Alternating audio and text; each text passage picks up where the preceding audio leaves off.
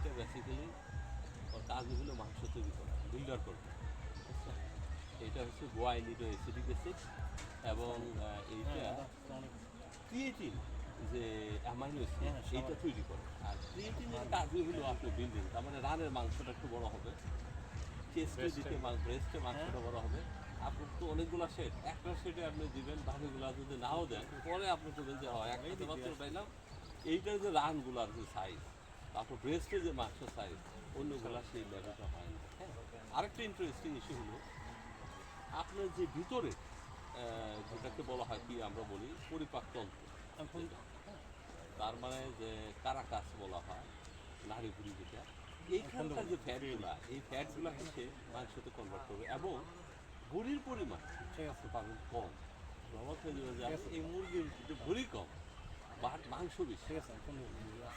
তো এই যে অনেক মুরগি আছে যখন খাওয়ার পরে ভুড়িটাই বেশি, বিশেষ করে তাদের প্রবলেম সবচেয়ে বেশি হয় যারা নাকি ড্রেসিং করে, যে যারা আপনি জানেন কাজী আছে, তারপরে সিপি আছে, এরা কিন্তু এই যে চিকেন বল টল নাগেট, এখন ভুড়ি যদি বেশি হয় তাহলে কিন্তু আলটিমেটলি ওরা কিন্তু ওই ড্রেস ব্রয়লারের পুরো ওই লসটার মধ্যে পড়ে যাচ্ছে। সলিড মিট কম, রাইট, সলিড মিট কম। সো এইখানে আপনার মাংসের পরিমাণটা বেশি হবে এবং আপনার এফসেটটাও ভালো হবে এবং এটার কাজই হচ্ছে এটা একটা স্পেশালাইজ ডিএল মিথানিনের খুব পাওয়ারফুল। এটা ডিএল মিথানিন দেখবেন যে যারা খাওয়ায় তারা বলে যে বা এটা খাওয়ালে খুব দ্রুত আমরা দেখতে মাংস বাড়ে। আর নিউট্রি বিল্ডার হচ্ছিল এর চেয়েও শক্তিশালী। এবং কেন শক্তিশালী আমি বললাম এই কারণে যে আপনার 1 কেজি নিউট্রি বিল্ডার, যদি 1 কেজি যে নিউট্রি বিল্ডার সমান 26 কেজি কর্ন থেকে যে এনার্জি আসবে, 12 কেজি সোয়াবিন মিল থেকে যে এনার্জি আসবে এবং 5 কেজি সোয়াবিন তেল থেকে যে এনার্জি আসবে, এই তিনটার যোগ ফলের যে এনার্জি সেটা সমান হচ্ছে 1 কেজি নিউট্রি বিল্ডার। অনেক কনসেন্ট্রেটেড। বুঝতে পারছেন? তাহলে এবার আপনি বুঝতে পারছেন যে 25 কেজি কর্ন থেকে যে এনার্জি পাওয়া যাবে, 12 কেজি সোয়াবিন মিল থেকে যেটা পাওয়া যাবে, 5 কেজি সোয়াবিন অয়েল থেকে মাত্র 1 কেজি নিউট্রি বিল্ডার।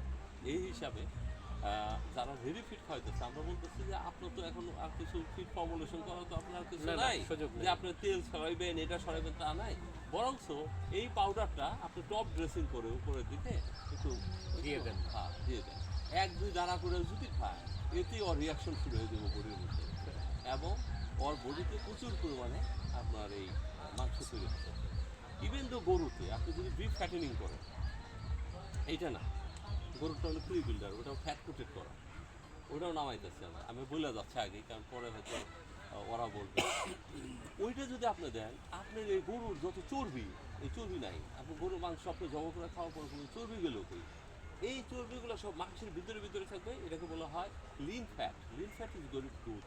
লিন ফ্যাটের মধ্যে আপনার এইচডিএল এর পরিমাণটা ভালো থাকে, এলডিএল থাকে না। তো কোলেস্ট্রল এবং এলডিএলটা ক্ষতিকর, আর এইচডিএলটা মানুষের জন্য উপকারী, ভালো। তো সব ফ্যাটই যে খারাপ তা না।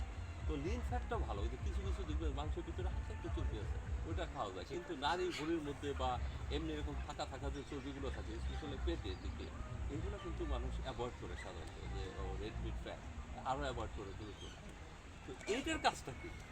এরই আরেকটা প্রোডাক্টের নাম হচ্ছে ক্রি বিল্ডার, ক্রিয়েশন করা, ক্রিয়েট করা, এই জন্য নাম দিয়েছে ক্রি বিল্ডার। ওর কাজ হলো ওই ফ্যাটগুলোকে মাংসে কনভার্ট করা। তো আপনি একটা সময় দেখবেন যে সব মাংসে কনভার্ট হয়ে গেছে। বিশেষ করে স্যার ওনার